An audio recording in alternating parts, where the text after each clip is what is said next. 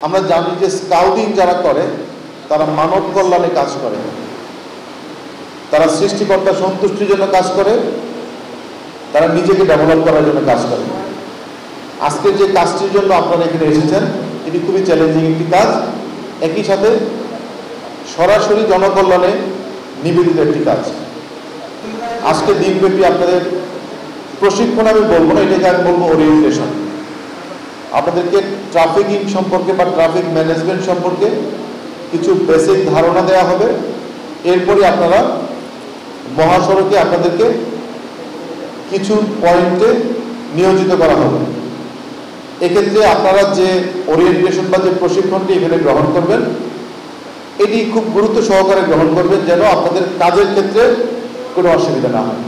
Dedicated 12টি team গঠন করেছি।